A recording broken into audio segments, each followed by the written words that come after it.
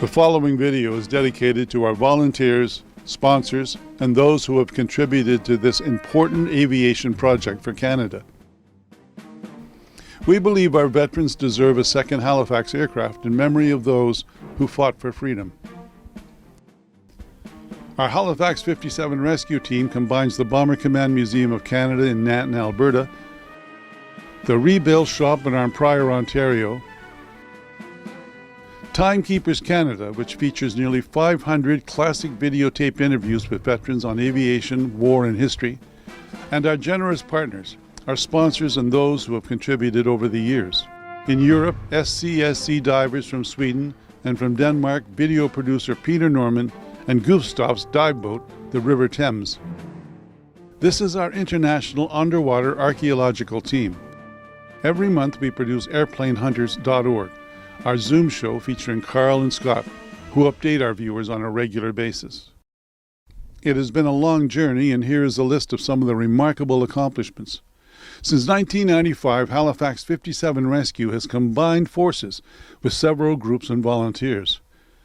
After being a major part of the recovery of Halifax NA337 from Norway, the result is this beautifully restored aviation classic at the RCAF Aviation Museum in Trenton, Ontario.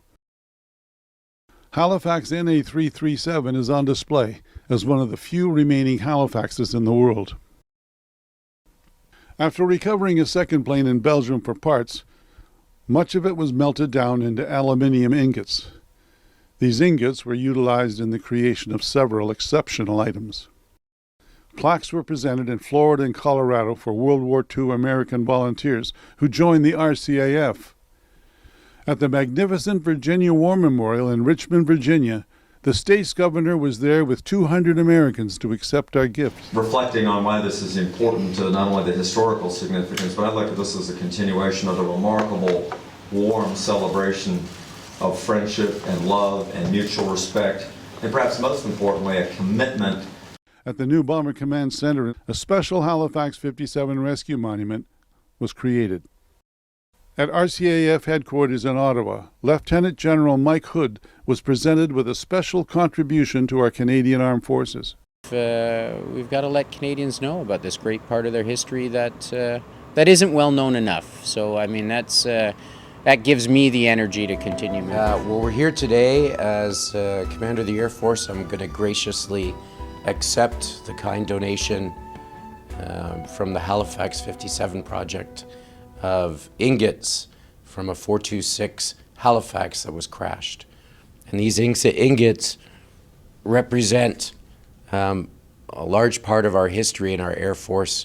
It represents an aircraft that most of the Canadians in Bomber Command would have flown, and it recognizes the sacrifice, commitment of all those young men those many years ago. It's my intent as we transition back to our old wings to use some of this metal from that 426 Halifax and put them in the new wings we're creating for the Royal Canadian Air Force. If you come here, Scott, you can see our previous wings were gold in nature, and we're going back to our roots and recreating them in silver. So all of our wings across the Air Force will be silver, and all of them will contain a certain amount of this great donation from you that I'm forever grateful for. Thank you.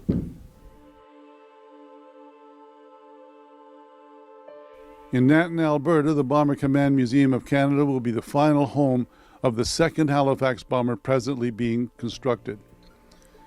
It will be one of the only museums in the world with a Lancaster and a Halifax bomber on display.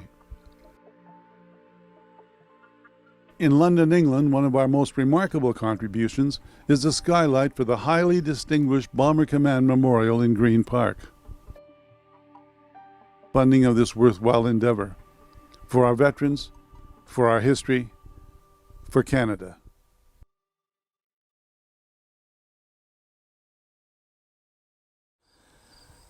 How's it going?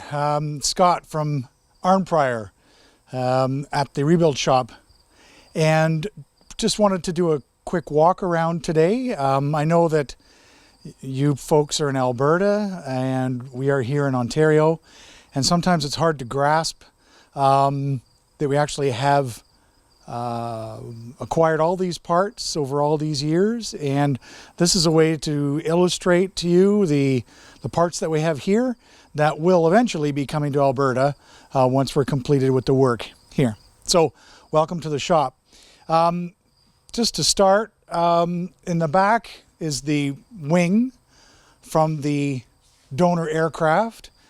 Probably most of you already know the story of how we acquired the wing from Malta, and how it was unceremoniously cut away from the donor aircraft.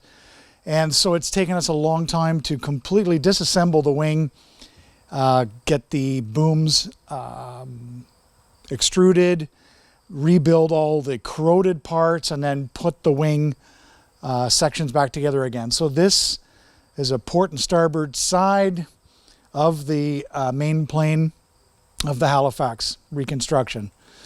And you can see here the shape of the wing, and we've got the trailing edge back here and the leading edge here, and some of the parts that we're reconditioning. We focused on the main part of the wing initially, and now we're starting to look at the leading edge and trailing edge as next phases.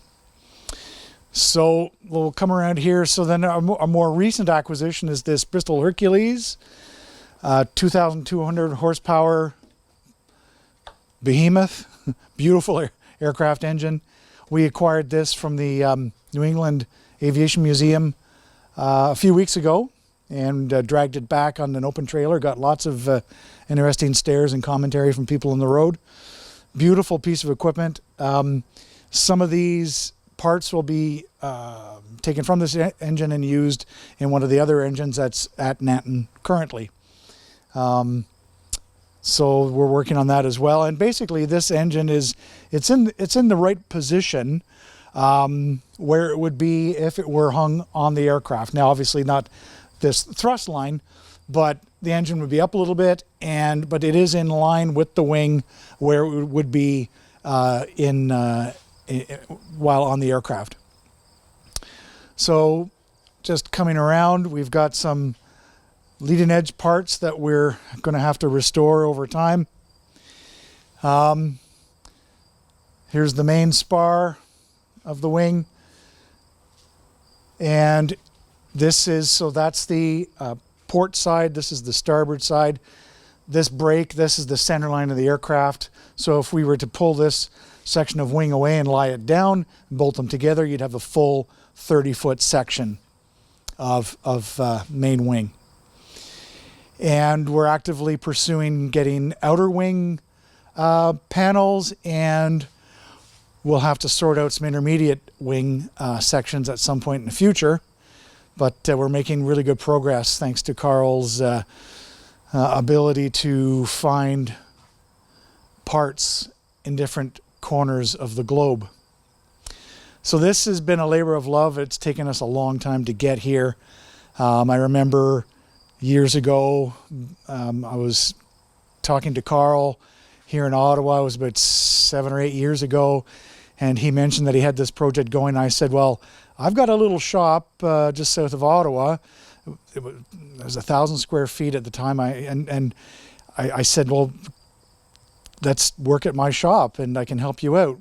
At the time, George Roscoff was involved in the project, and we were actually working in a tempo tent in his front laneway, unheated, and it was a miserable place to work. So we went from there to my industrial condo south of Ottawa, and then we outgrew that, and now we're into this hangar here in Arnprior that I built, and I own the hangar here, and it's a real pleasure to be able to house this wonderful piece of history and work on this piece of history here in Ottawa. Yeah, and it's it is going to go out to Alberta at some point. It'll be a shame to see it go, but it needs to go to the Bomber Command Museum, its rightful home. So just carrying on. So this is the top of the the starboard side. And these 3 holes were used to hoist bombs up into the bomb bays. Those of you who are familiar with the Halifax will know that those bays, especially in the earlier marks, housed the bombs. Coming around, we've got some Hastings undercarriage here, a couple of wheels. This is one of the rings, the front ring from the Hercules engine. Here's the other Hastings gear. Coming around the back, we've got some leading edge parts again here, and part of a trailing edge as well. This is the dinghy box. It was interesting, in the Hastings there were 2 dinghy boxes, one on port and starboard, and the Halifax it's the port only. So some of these parts we can reuse, some of them we'll have to recreate from scratch. Some of them are just too badly bent or corroded that we just can't use them, but at least we have something to start with. Trailing edge of the port side of the main plane. We're starting to recondition the trailing edge ribs. So we take each one, we clean it up, repair it if it's broken or corroded, and slowly but surely we're starting to put these in place just temporarily, making bracketry and whatnot for eventual permanent connection. Now, we're going to get everything all set up, but we're not going to ship the trailing edge and leading edges on the main plane when it goes out to Alberta. We're going to do it in components, just like they did during wartime, and it'll be bolted together when it arrives in Alberta. So it'll be easier to transport if we don't have the trailing edge and leading edge parts on the aircraft on the wing. And the most recent acquisition, some of these parts. Here's some of the parts that we got from the Baltic Sea recently. So I've laid out this section here. This is the part of the flap arrangement, and basically it's kind of in position. So basically this flap would go up into this area here. You can see the curvature of the flap here. That would fit up into this area, and there's the pivot point. So basically this part of the flap would go up here, and it would rotate about this point here, this point and that point. So there's some usable parts here. I think a lot of them will form templates, but we might be able to recover some of these parts. What the most important thing here is that the information that these parts will give us, right? Because the plans are great, but having the parts in 3D is wonderful. You can actually see how the parts are fabricated and how they're formed. So yeah, that's basically it. You know, there's a lot of stuff in here, and we're rapidly running out of space. So the goal is that once the trailing edge and leading edges are done, we'll ship everything out to Alberta for reassembly at Nanton. So I hope you've enjoyed the little tour here. I'm doing my best to take good care of this this material. Some of this is you know, in my mind, is priceless, and it's a real honor to be able to work on this project for the Bomber Command Museum, and really do appreciate the opportunity and working with the Bomber Command Museum and with Carl and with Jim and the others. It's been a really good run, and hopefully we'll be able to keep this going. And you know, I work for free here. I don't charge for my time. I do I would like to get my overhead covered, but it is an expensive proposition. I've put my own money into this hangar. That's about $250,000 that I've invested in this hangar. And so, you know, I like to feel that I'm doing what I can to support the project. And please, if there's anybody out there who's able to help, we could really, really use your help for sure. And thank you so much for listening. And we'll hopefully see you next time. Take care. Bye. How you been doing now? I'm doing well. I'm doing well. What do you think of the monument? I'll be right back. Outstanding. Absolutely outstanding. It's about time, eh? I just said to that English lady there, I said, after all these years for us guys to come back and be honored with something like this, it's just unbelievable. It's just...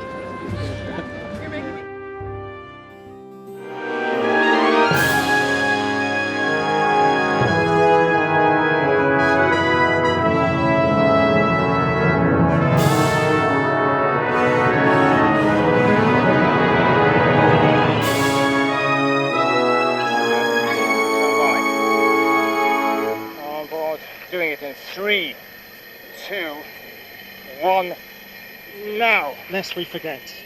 Lest we forget. Lest we forget.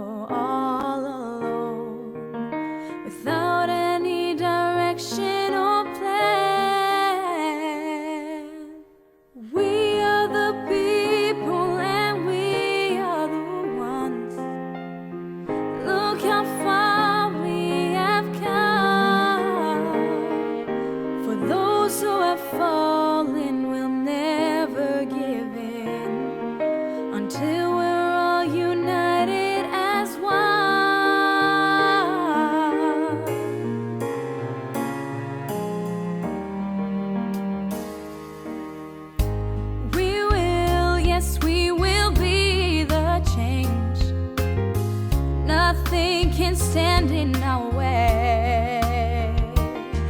Where it takes us, who knows, just as long as we show